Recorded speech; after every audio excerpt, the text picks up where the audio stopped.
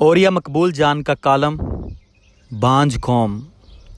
شام کے قریب جہاں کھانے پینے اور سودا سلف کی دکانوں پر رش بڑھ جاتا، وہیں ہمارے محلے میں قائم ایک دکان نما لائبریری پر بھی نوجوانوں کا ہجوم اکٹھا ہو جاتا، جو رات بھر کی مصروفیت کے لیے کوئی ناول یا رسالہ لے جانا چاہتے تھے۔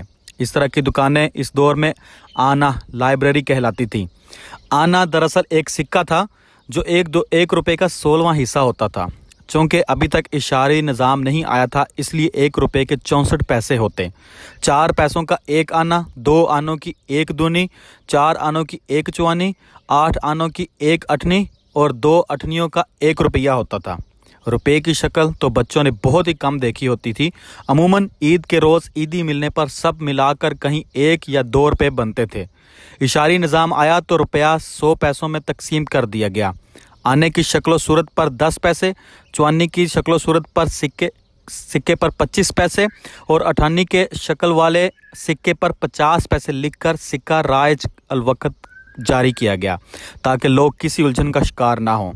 یوں مدتوں لوگ 10 پیسے والے سکے کو آنا ہی کہتے رہے۔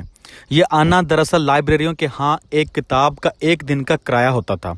یہ دکانیں یا آنا لائبریریاں چونکہ عام دکانوں کی طرح دیر تک کھلی رہتی تھیں، اس لیے ان پر معمول کا ہی رش ہوتا۔ مگر 1965 کی جنگ میں بھارت کی سرحد کے پڑوسی ضلع کے شہروں اور قصبوں میں رات بھر بلیک آؤٹ رہتا اور گلیوں میں ایک طرح کا کرفیو کا سما ہوتا۔ اس لیے لوگ خصوصاً بچے اور نوجوان رات بھر کے سامان کے لیے ان لائبریریوں سے کرائے پر کتابیں لے جاتے۔ یہی وجہ ہے کہ شام کے آس پاس ان پر ہجوم بڑھ جاتا۔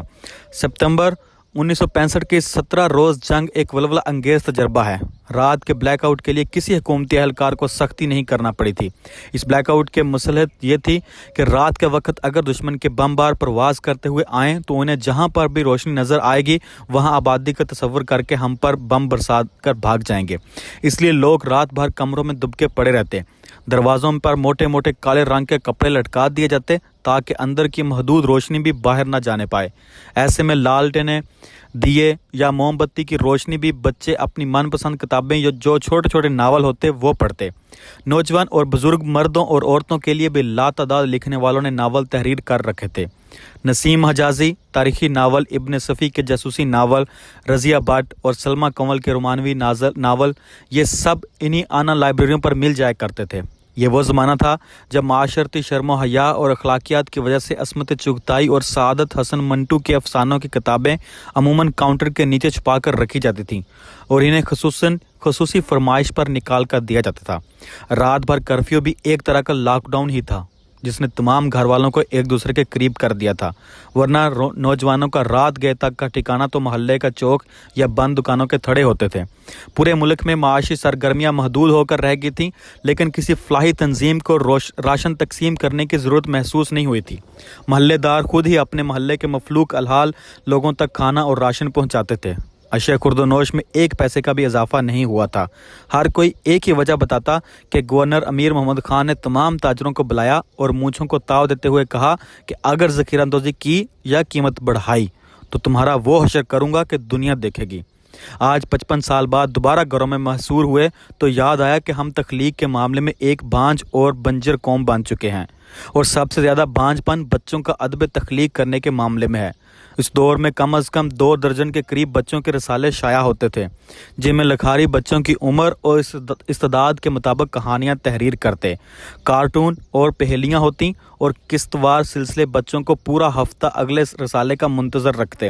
بچوں کے لیے خصوصاً ان کی نوجوانی کے زمانے کے لیے لاتعداد ناولوں کی ایک دنیا آباد تھی۔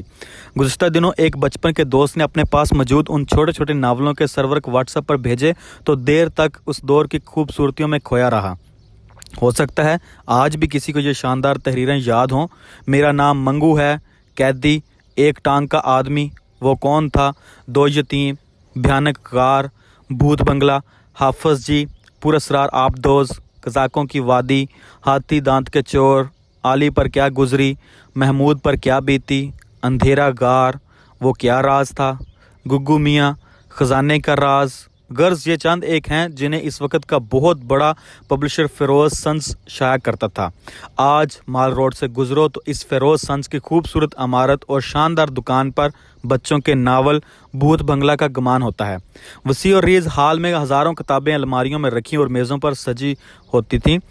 मेरे जैसे वो नौजवान जिन्हें किताब खरीदने की तौफीक ना होती, यहाँ 1-2 घंटे गुजार कर किस्तवार किताब पढ़ लेते। क्या आज कोई याद करके आंसू बहाता है कि माल रोड पर जमजमा के तोप से लेकर चेरिंग क्रॉस तक बेशुमार किताबों की दुकानें थीं जो अब बंद हो चुकी हैं।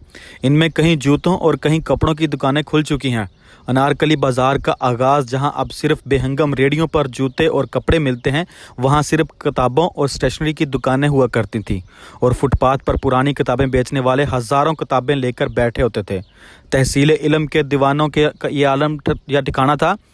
55 साल के बाद एक बार फिर घर में लॉकडाउन हुए हैं तो महसूस हुआ कि हमारे पास आइंदा नस्ल के देने के लिए कुछ भी नहीं है।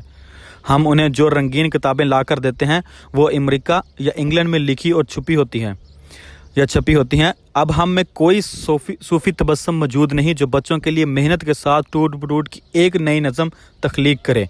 हमें तो अब टूट बटूट की नज़में एक था लड़का टूट बटूट ने खीर पकाई याद तक नहीं। हमने तो इल्लामा इकबाल की नज़मों मकड़ा और मक्खी, पहाड़ और गलहरी, माँ का ख्वाब और लब पे आती है दुआ बन के तमन्ना मेरी को भी यकसर भुला दिया है।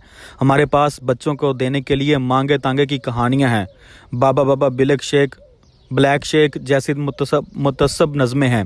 सुंदरीला जैसी अखलाकियात वाली लड़की है जो माँ से झूठ बोलकर घर से निकलती है। किताबों में शाया तस्वीरें हों या कार्टूनों में लिबास, सब कुछ हमारा नहीं है। पराठे की जगह पिज़्ज़ा है तो मिठाई की जगह केक। मुअज्जिन की अजान की जगह गिरजाघर की घंटियों की आवाज़ें हैं और चंद अमामों की जगह ट्विंकल ट्विंकल लिटिल स्टार है। सिर्फ 3 दहाइयों में कोई कौम तख्लीकी तौर पर इतनी बांझ हो जाएगी, इसका अंदाज़ा लॉकडाउन की तन्हाई को मज़ीद खौफनाक, पुरहोल और अजियतनाक बना रहा है।